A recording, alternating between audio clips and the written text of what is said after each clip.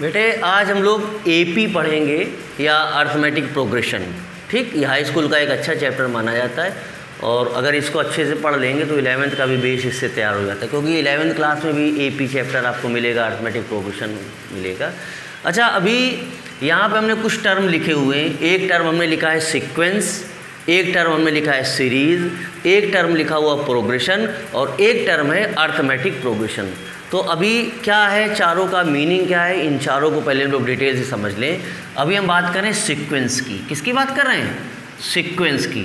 तो सीक्वेंस क्या होता है, बहुत आसान लैंग्वेज में अगर हम समझें सीक्वेंस क्या होता है, अगर हम नंबर्स का ग्रुप बना दें, क्या बना दें, एक नंबर्स का ग्रुप बना दें, इसको बहुत आसानी से हम लिखेंगे group of numbers. Group of numbers, आप नंबर्स का ग्रुप बनाओ, लेकिन याद रहे वो जो तुम ग्रुप बना रहे हो उसका कुछ एक डेफिनेट पैटर्न हो, कुछ एक डेफिनेट रूल हो। अगर डेफिनेट पैटर्न है, डेफिनेट रूल है, तो जो हमारे पास सिस्टम बनता है वो बन जाती है सीक्वेंस। जैसे अगर हमने बात करी 1 3 5 7 भी ले लेते हैं, तो आप ध्यान से देखो कि ये एक तो नंबर्स का ग्रुप हमारे पास आ रहा है। ठीक, इसका कुछ अपना एक डेफिनेट पैटर्न है, कुछ अपना डेफिनेट रूल है। रूल हमारे पास क्या है, 1 3 5 7। इसमें आप देख रहे हैं कि अगर हम हर टर्म में क्या ऐड करते जाएं, 2 और 2 ऐड करते जाएं, 3 में 2 ऐड करेंगे 5 में 2 ऐड करेंगे 7। बस ये याद रखना, जो फर्स्ट टर्म है उस पर ये रूल एप्लीकेबल नहीं होगा। ठीक है ना। तो आप एक ऐसा ग्रुप ऑफ नंबर्स हमने ले लिया जो कुछ डेफिनेट रूल से, कुछ डेफिनेट पैटर्न से चलता है, तो वो हमारी बन जाती है सीक्वेंस। जो ये अब सपोज करो, इसको हम ऐसे भी लिख सकते हैं A1 A2 A3। तो ये जो और आगे लिख सकते हैं हम AN तक लिख सकते हैं। N का मतलब होगा लास्ट टर्म में कुछ भी हो सकता है। तो ये जो हम A1 A2 A3 लिख रहे हैं, इनको बोलते हैं टर्म्स। क्या बोलेंगे इनको? टर्म्स। तो पहला टर्म्स, इस A1 पहला टर्म हो गया और टर्म्स को पहले को हम T1 से डिनोट करेंगे। A2 हमारा हो गया सेकंड टर्म, वो जाएगा T2 से। A3 हो गया हमारा थर्ड टर्म, तो वो हो गया T3। ऐसे A1 हो गया हमारा nth टर्म, इसको क्या पढ़ेंगे, nth टर्म, तो हमारा हो जाएगा Tn। तो छोटी सी चीज़ हमने सीखी। छोटी सी चीज़ क्या सीखी कि अगर हमसे कोई क्वेश्चन करे कि साहब सीक्वेंस क्या होता है, सीक्वेंस होता है group of number which follows some definite rule और सम डेफिनेट पैटर्न्स। जो हमारे नंबर्स लिखे होते हैं, पहला नंबर उसको हम T1 से डिनोट करेंगे, दूसरे को T2 से, T3 से, Tn से, ये हो जाती है, इनको हम टर्म्स भी बोलते हैं। अब इन्हीं जो नंबर्स, जो टर्म्स आए हैं, सपोज करो T1 T2 T3 Tn आए, इनको अगर हम ऐड कर दें, इनको अगर हम क्या कर दें, ऐड कर दें, तो ये हमको मिल जाती है सीरीज़। हमको क्या मिल जाती है? सीरीज़। तो हमने सीक्वेंस भी पढ़ा, हमने सीरीज़ भी पढ़ा कि जो हमारे टर्म्स हैं, अगर करस्पॉन्डिंग टर्म्स को अगर हम ऐड कर दें, करस्पॉन्डिंग टर्म्स को अगर हम क्या कर दें, ऐड कर दें, तो हमको मिल जाती है सीरीज़। एक वर्ड आ रहा था प्रोग्रेशन। एक वर्ड क्या आ रहा? प्रोग्रेशन। इसी सवाल में हम देखते हैं 1 3 5 7, इसमें कुछ रूल फॉलो हो रहा है। रूल क्या फॉलो हो रहा है कि आपने लगातार हम क्या करते जा रहे हैं, फर्स्ट टर्म को छोड़ के लगातार हम 2 ऐड करते जा रहे हैं, तो हमको नंबर मिलते जा रहा है। तो जो ये 2 ऐड कर रहे हैं, एक ये रूल हुआ, एक पैटर्न हुआ, इसी को हम बोल देते हैं प्रोग्रेशन। यानी सीक्वेंस में क्या छिपी हुई है? प्रोग्रेशन। प्रोग्रेशन एक रूल होता है।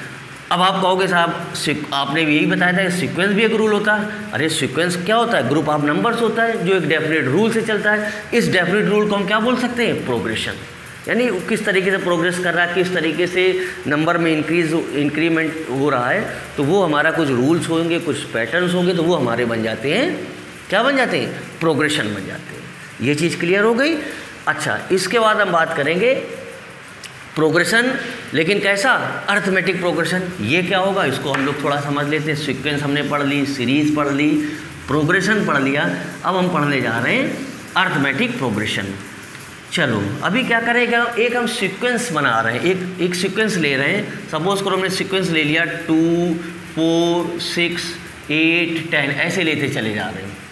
ठीक, अब ज़रा इसमें कुछ एक देख रहे हैं ना कि 4 हमको कब मिल रहा है, जब हमने इस पर 2 ऐड किया। 6 हमें कब मिल रहा है, जब 4 पे हमने 2 ऐड किया। 8 हमें कब मिल रहा है, जब हम 6 में क्या कर रहे हैं, 2 ऐड कर रहे हैं। ऐसे आप देख रहे हैं ना कि +2 यानी 2 करने से हमको कुछ लगातार सीरीज मिलती चली जा रही। देखो ना, मतलब ऐसा नहीं कि कहीं यहाँ 2 है फिर दूसरे नंबर में 3 आ गया।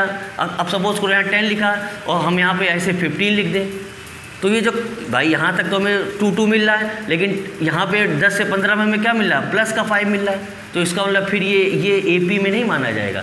तो अर्थमेटिक प्रोग्रेशन के लिए ज़रूरी है कि जो नंबर हम लेके चल रहे हैं वो कांस्टेंट है थ्रू आउट, यानी अगर 2 है तो 2 है, 1 है तो 1 है, 3 है तो 3 रहे। तो ये हमारी बन जाती है अर्थमेटिक प्रोग्रेशन। कहने का मतलब क्या है कि एक सीक्वेंस चल रही थी, सीक्वेंस में हमने देखा कि एक कांस्टेंट नंबर हमको मिल रहा, उसी कांस्टेंट नंबर को हम ऐड करते जा रहे हैं तो हमको नए नंबर और मिलते चले जा रहे हैं, तो वो हमारी सीरीज़ बन जाती है अर्थमेटिक, या वो सीक्वेंस हमारी क्या कहलाती है, वो कहलाती है अर्थमेटिक प्रोग्रेशन। और शॉर्टकट में इसको हम लोग AP भी लिखते हैं। क्या लिखते हैं? AP। ये चीज़ क्लियर हो गई। अच्छा, एक आपसे एक जनरल क्वेश्चन हम पूछेंगे, जैसे अगर सपोज करो, अच्छा इसमें भी वही चीज़ें रहने वाली। पहला टर्म क्या है? T1, second term T2, T3, T4, और अगर हम आखिरी में लास्ट तक हम क्या जाएंगे, Tn तक जाएंगे। ठीक, अब एक आता है कॉमन डिफरेंस वर्ड आएगा। एक क्या आएगा? कॉमन डिफरेंस, जिसको हम D से डिनोट करेंगे। AP में ही बात कर रहे हैं, कॉमन डिफरेंस यानी वो डिफरेंस क्या है। तो आप देखिए 4 - 2 कर दे तो हमको 2 मिल जाएगा, 6 - 4 कर दो तो 2 मिल जाएगा, 8 - 6 कर दो तो 2 मिल जाएगा, 10 - 8 कर दो तो 2 मिल जाएगा। तो जो कॉमन डिफरेंस होता है वो हमेशा होता है T2 - T1, यानी T2 - T1 कर सकते हैं। हाँ, हो सकता है वो T3 - T2 रहा होगा, हो सकता है वो T4 - T3 रहा होगा। और आप सब में देखिए रिजल्ट सबका क्या आ रहा है, 2 आ रहा है ना। देखो 4 - 2 करोगे तब भी 2 आएगा, 6 - 4 करो तब भी 2 आएगा, T3 - T2।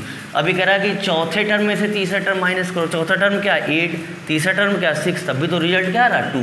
तो ये जो ये कांस्टेंट नंबर आ रहा है इसको बोलते हैं कॉमन डिफरेंस, इसको हम D से डिनोट करेंगे। ये चीज़ क्लियर हो गई। अच्छा, इसके बाद और छोटी छोटी बातें करेंगे, इसको थोड़ा हटा देते हैं। अब देखो क्या कह रहा है।